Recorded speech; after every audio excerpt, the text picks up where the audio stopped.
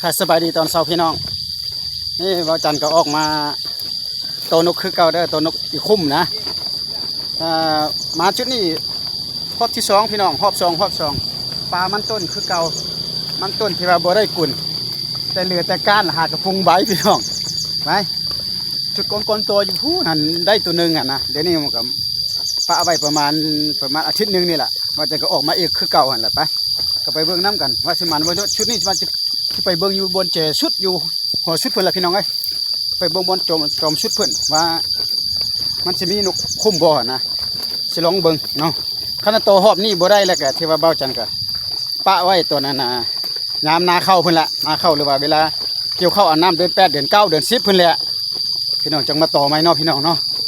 เดี๋ยวนี้กำลังยางออกไปพี่น้องเอ้ยคันบ่ได้แล้วก็ที่ว่าได้ลุงทางน้ำได้บาดนี้นะพอช่วงนี้ก็ฝุ่นแดดได้หั่นล่ะสลับซับเป็นกันไปพี่น้องไปเบิ่งน้ำกันก่อนเนาะปลามันตุ่นห่างๆแบบนี้แหละนี่ชุดก่อนโตอยู่พูนพี่น้อง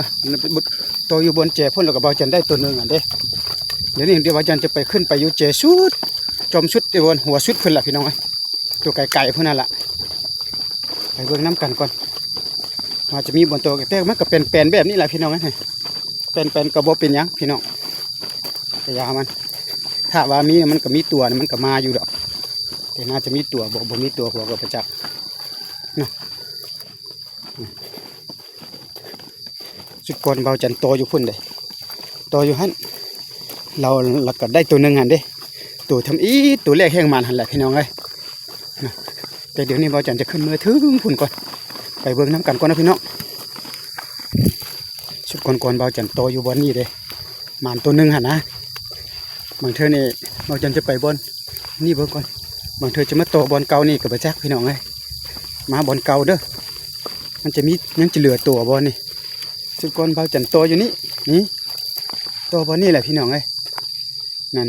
โตอยู่บนนี่แหละเดี๋ยวไปเบิ่งอยู่นี่ก่อนเนาะเบิ่งอยู่เจ๋ปลานี่ก่อน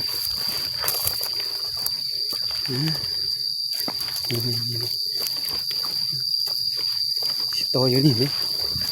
ได้ขึ้นมาหนึ่ง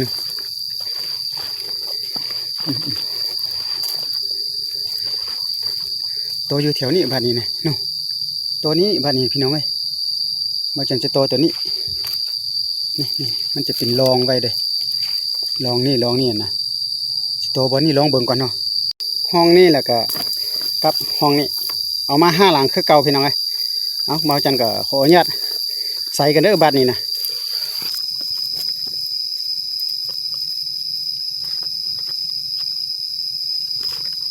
ไม่มา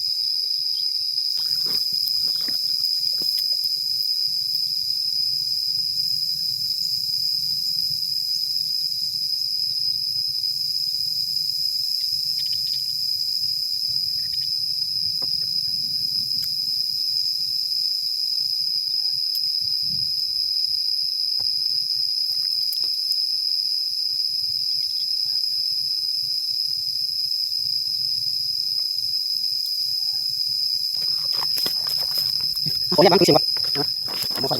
ใส่ไปนี่ลองดูเนาะมาดีบ่เนาะไปเราจับใส่จะวางอยู่ตัวนี้เด้อวางอยู่บนฝา6 หน่อยนึงจะวางใส่อยู่ในนี่แหละเนาะนี่อันนี้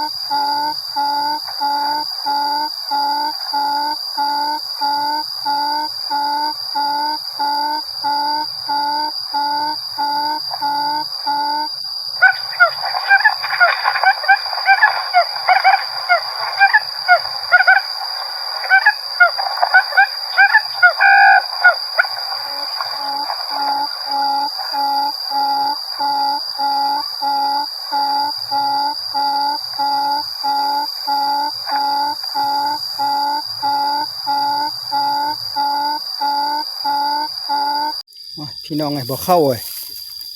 อ๋อพี่น้องจะแม่นบ่มีตัวบ่มีนกบ่จักบ่แม่นสถานที่เหมาะสมอยู่พี่น้องบ่มาเลยบ่มีหยังเกิดขึ้นพี่น้องเอ้ยขออนุญาตเก็บก่อนพี่น้องบ่หมานเนาะก็บ่เป็นหยังพี่น้องบัดหน้าจังช่วงฤดูนี้นกหันมันบ่เห่าปานใดนะพี่น้องเอ้ยพอบ่แม่นหน้าเข้ามานี่โอเคอยู่พี่น้องก็บ่เป็นหยังบ่หมานกับพี่น้องฝากเป็นกำลังใจกันเด้อเบิ่งแม่บรรยากาศก็แดดก็ร้อนเด้ตั้งกล้องไว้พี่น้องเอ้ยเอาขอขอบอกขอบใจที่เข้ามาติดตามมาชมขออนุญาตเก็บบ้องก่อนบัดนี้นะตัวแต่ไม้เดียวแล้วก็จุดเดียวนี่แหละพี่น้องก็สิบ่ไปบ่อนใหม่อีกละบ๊ายบายฝากติดตามกันเด้อพี่น้องเอ้ยเอาบรรยากาศมาฝากมาต้อนเนาะพี่น้องเนาะบ้านบ่หมานก็จังซี่แหละนี่บรรยากาศก็ดีพี่น้องเอ้ย